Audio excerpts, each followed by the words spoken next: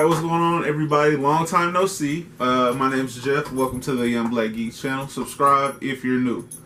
Alright, so quick update on some changes before we hop into this Black Clover. Last 2 weeks, I'm guessing, I haven't really been active on my YouTube channel. We've gotten a new dog. Our other dog, who is out right now, has kind of had to go through some changes, adapting to a new puppy in the house, and more time with just like one of us splitting until they're used to being with each other all the way. On top of that, I was sick, then my wife was sick, the new puppy was sick, so it's winter. I mean, it's winter, it's rainy here, so it is what it is. But I'm back. I'm going to try to get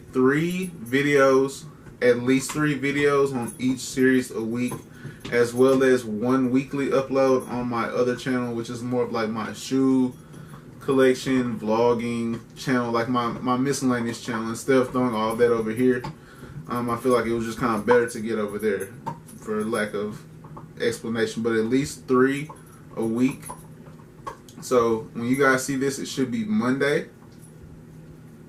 Yeah, Black Clover, we talked about getting that on Monday. Let's get into the chapter though. Enough explaining myself. Let's get into the chapter. That's what you guys are here for. Chapter 21, or I'm sorry, page 21, Destruction and Salvation. And this was a really good chapter for me. Just hopping back into the series. I had taken that hiatus, and honestly, the big part of this chapter for me was Mars's interaction with Lotus, and seeing even Mars's flashback where he's seeing that girl that he grew up with and was forced to kill in the Diamond Kingdom, and to see that they were the last two, or one of the last two out there, and she healed him so that he'd be able to kill her because her healing magic was so strong. And so she healed him to give him the strength to finish the fight, and because she felt he was stronger than her, he'd have a better chance of surviving out in the world, and entrusted both of their dreams onto him to go see the world. And you see that moment of clarity after the fight where it's like, I've lost, and what's next for me? What's next for me? And he remembers, bro, you are getting it in, ain't you? Bro, get your dogs like toys, like different kinds of toys, because he's not gonna come over here. Y'all might hear him like playing, but that's way better than like hearing him cry and skin. So, but to see Mars, man, to see Mars just have some humanity to him versus like this death machine, this superior aura that he gives off. And I likened him to Gara, and he still reminds me a lot of Gara, but now he's shaped in Gara, or even just post-Chunian arc Gara, where he's a lot more of a human being. I liked it. I liked that a lot from him, and the interaction between him and Asta, where they're both down and defeated, and I mean, Asta's victorious, but they're both immobile, and Asta is saying, "Go save him, like go save him, make sure he gets out, because we didn't come here to kill enemies. Like that wasn't our mission, and so that's not going to be what we do." You know what I'm saying? To see that personality from Aston, see him still be noble enough to go want to save Mars, bro, I thoroughly enjoyed that. I thought that was a dope touch for his character, and to see Klaus, and to see and to see Volt, just all, or Luck Volsha, to see Luck and and Klaus all just hop in to go protect him, and see really what he's done for them, and to see that he had to be the one to go fight Mars. Like, they weren't strong enough to fight him, and for Asta to stand tall and defeat Mars, and then them all have his back on the escape, bro. It was a very touching moment. It was touching to see. Tabata's really been good at using his female characters in a support role, but also making their personality show in that support role.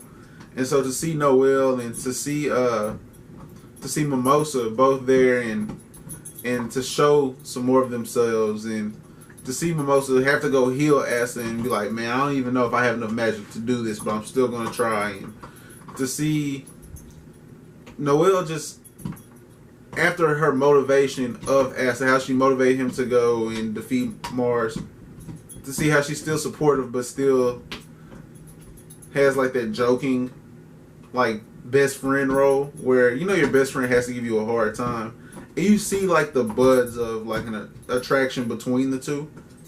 They're the two youngest, they're the two newest black bulls, and there's an obvious attraction between them, but they come from such different backgrounds, and Noelle being so refined but raw, and seeing where Asta's come from, and it's from pure hard work, and how those two personality traits, or those two backgrounds, should I say, can play off of each other, mixed with their personality traits of Asta being kind of happy-go-lucky, very trusting in people, and Mimosa, similar to Klaus.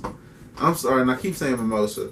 Noelle, I'm all over the place.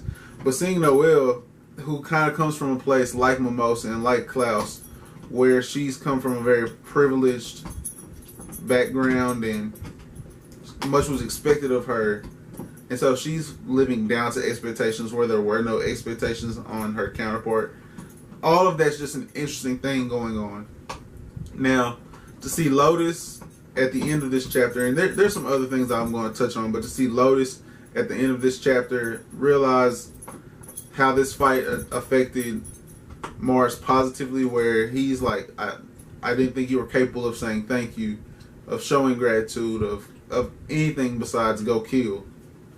You know, you have absolute strength because of where you come from and what you've been through, and you being the success story of these projects that obviously are still going on. I mean, as strong as Mars is, if this research, these experiments that were done to him yielded him, of course they would try to do it again. Like, that's the quest for power. Anyone who's questing for power would try to have the strongest soldiers they can, and to see what they made from him, there's obviously going to be more like Mars, but just him being our first encounter, and him the personality is starting to develop, where he's starting to redeem some of his actions, I guess. I don't know.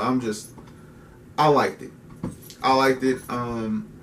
I know one thing. I slow played the anime. I watched the first 2 episodes of the anime, which is what made me want to start the series. And then I haven't watched any of the anime yet. And so my best friend is watching the anime right now, and I'll be able to like kind of play it back. Like, okay, I'm this far in the manga now, I can go watch this in the anime, and I'm excited to see Mars animated, just to see how it works, his color blocking. But on top of that, just the fluidity of some of these attacks, because that diamond or the mineral magic, that's ridiculous. Back to our heroes though, or our protagonists, our group of protagonists, Luck and Klaus. I want to touch on how they felt that call to arms as the older members of their respective teams that are there to feel protective of Asta. And I mean, Yuno too, but we understand where Yuno's coming from, where this is my brother. Like, I knew he was strong enough, but he protected me and I'm protecting him. It's not even like it's a question. So showing Yuno trying to protect Asta, like, he's been doing it off jump. But Klaus and Luck, I think it was a nice touch by Tabata, because that seniority, that pride that they should have was there, where they didn't go win the big fight that they were sent to go win, and because Asta took care of it, they took care of him. And to see Klaus after the fact show remorse and redeem himself a little bit for apologizing or looking down on Asta because of his upbringings, that was huge, because he's stronger than Noelle and Mimosa. And to see someone who comes from a similar situation and is further along in their career, and definitely like a more capable person in their career, you know what I'm saying, open up and apologize for that, where they were wrong judging at him. And to see that now you see Noelle and Mimosa both be like, well, maybe I've misjudged, and Asta. Like, maybe I've misjudged all these people who come from less than me. And bro, that's just a dope touch. I don't want to keep hammering in how much redemption was in this chapter, or understanding of people that come from different backgrounds, how much that was a theme of this chapter, but it had a huge impact to me. I really enjoyed that. There's gonna be a 4 fire emoji chapter for me, guys. I loved a lot of the things about this chapter. I do think that them not being able to go save Mars and see the interaction. I want to see Mars when he wakes up and comes from that dream, have to go talk to Asta, and the "why did you save me" moment where he sees the betterment of another man versus him having to go through that himself. That's what I would have wanted. I'm not the one writing this though, so 4 fire emojis from me once again, guys. Like this video if you liked it. It goes a long way just understanding where the content should and could go. Subscribe to the channel if you're new, because I'm trying to get consistent. I say because we do this every day, but I don't do this every day. I should try to at least, but life happens, so don't. But and in the comment section below, man, let me know your thoughts on this chapter as well. I'd love to discuss where all of this is going, man, because the Young Black Geek channel, we're growing. It's a community, man. So hit that subscribe button, hit the notification bell, all that good stuff. Have a great rest of your day. Be blessed, guys. Peace.